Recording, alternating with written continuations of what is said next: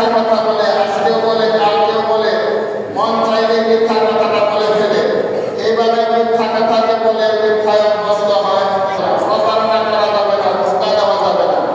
মোবাইলের যুগে এখন মানুষ থাকে এক জায়গায়, অনায়াসে সে মিথ্যা কথা বলে আরেক জায়গায় আছে। তো এই মিথ্যা বলা এটা তো হারাম। আল্লাহ রাসূল দেখলেন যে এক ব্যক্তির গাল টেনে দেওয়া হচ্ছে, আল্লাহর হাবিবকে রাসূল সাল্লাল্লাহু আলাইহি ওয়াসাল্লাম দেখলেন আরেক জায়গার মধ্যে আরেক ব্যক্তিকে শাস্তি দেওয়া হচ্ছে। সে একটা রক্তের সাগরের মধ্যে আছে, রক্ত দরিয়ার মধ্যে আছে।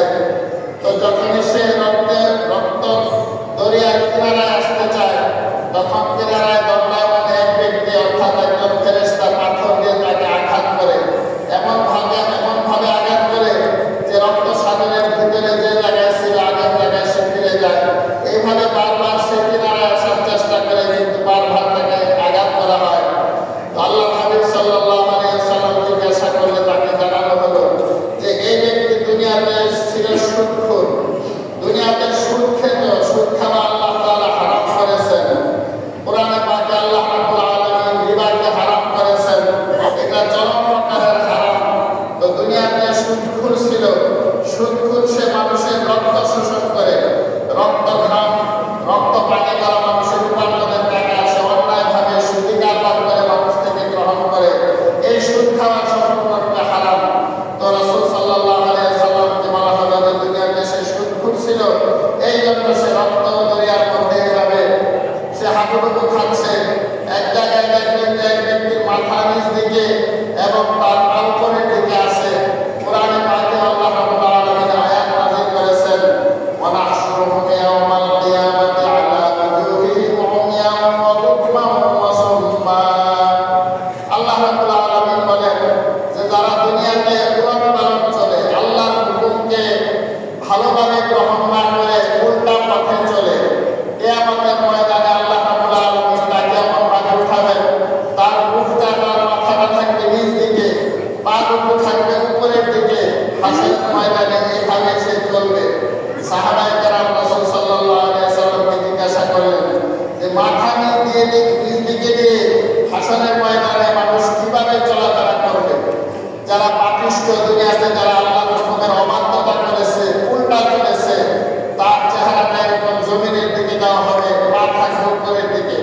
রাসূল সাল্লাল্লাহু আলাইহি ওয়াসাল্লাম বললেন যে আল্লাহ রাব্বুল আলামিন দুনিয়াতে মানুষকে দুই পা নিচের দিকে দিয়ে হাঁটান, হাসরের ময়দানে ওই আল্লাহ তাআলাই তাকে সেভাবে চালাবেন।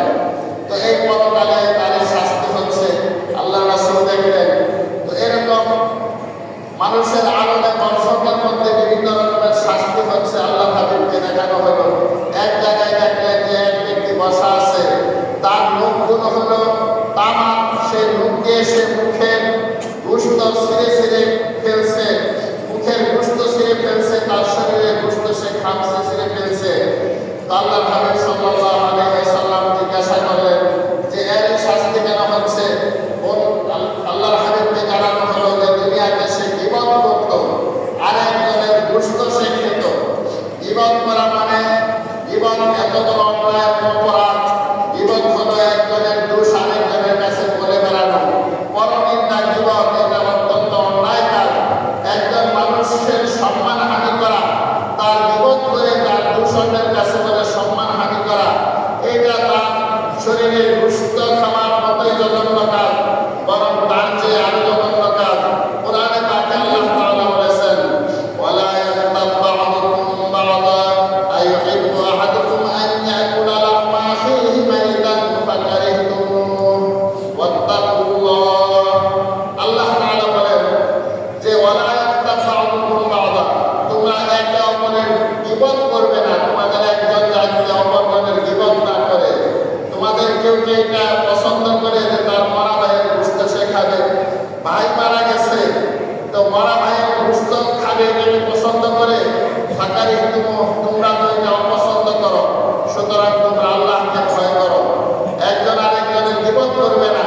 একজন ভাই আরেকজন মুসলমান ভাইয়ের গীবত করছে, বা যে কোনো মানুষের দোষ অর্থের কাছে বলাবলি করছে, এটা বড় অন্যায় কাজ। গীবত এটা মারাত্মক রকমের কবিরা গুনাহ।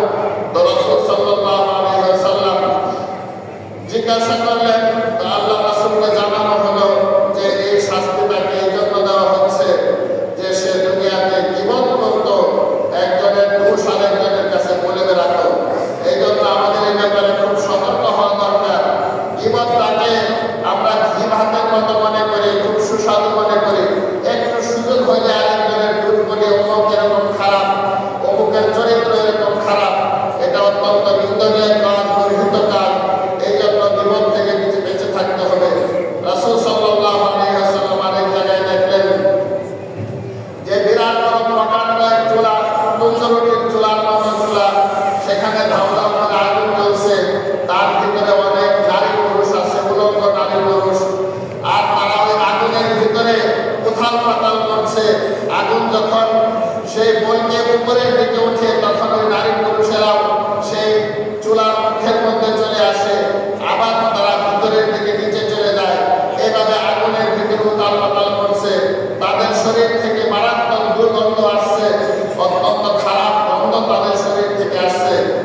আর তাদের যে লজ্জাস্থান, সেটা সাপ বিচ্ছু কামড়ে কামড়ে খাচ্ছে। এই অবস্থা দেখলেন হযরত রাসূল আকরাম সাল্লাল্লাহু আলাইহি ওয়াসাল্লাম জিজ্ঞাসা করলেন যে এদের এই শাস্তি কেন হচ্ছে?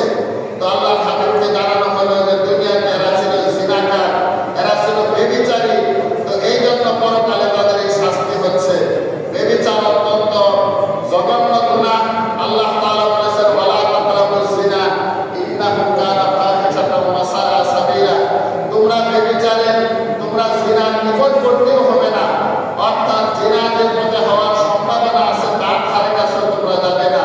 ইন্নাহু কানা ফাহিশা, কারণ এটা অত্যন্ত অশ্লীল কাজ, ওয়া সাআ সাবিলা, এবং একটা অত্যন্ত জঘন্য মন্দ পথ। ব্যভিচার করা এটা অত্যন্ত জঘন্য হারাম। তো পরকালে ব্যভিচারীর এই শাস্তি হবে হাসরের ময়দান কায়েম হওয়ার আগে। আলমে বরজখে কিয়ামত পর্যন্ত মানুষ থাকবে, এই কিয়ামত পর্যন্ত তার এই শাস্তি হতে থাকবে। রাসূল সাল্লাল্লাহু আলাইহি ওয়াসাল্লামকে জাহান্নামের এই সকল দৃশ্য দেখানো হলো। এগুলো সব মেরাজে উঠার আগেই দেখানো হয়েছে, কারণ জাহান্নাম এবং পরকালের যত শাস্তি, এগুলোর ব্যবস্থা সব কিছু দুনিয়ার অভ্যন্তরে আছে, ভিতরে আছে। এমনকি জাহান্নাম সম্বন্ধে বলা হয়েছে যে মাটির সপ্তম স্তরের ভিতরে জাহান্নাম সেখানে সংরক্ষিত আছে। এখান থেকে এই পুরা দুনিয়াটাকে জাহান্নামে পরিণত করে দেওয়া হবে। সেখান থেকে আগুন সরিয়ে দেওয়া হবে, দুনিয়াটাকে সেটাই জাহান্নামে পরিণত হবে। মুহতারাম হাজিরিন, দুনিয়াতে যে ভালো করবে সে ভালো ফল পাবে, মন্দ করবে মন্দ পাবে। তারপর রাসূল সাল্লাল্লাহু আলাইহি ওয়াসাল্লামকে মিরাজে নিয়ে যাওয়া হলো। হযরত জিবরাইল আলাইহিস সালাম আর হযরত মিকাইল আলাইহিস সালাম, তারা দুজন রাসূল সাল্লাল্লাহু আলাইহি ওয়াসাল্লামের সাথে, সঙ্গে আরো অগণিত ফেরেশতা সারিবদ্ধভাবে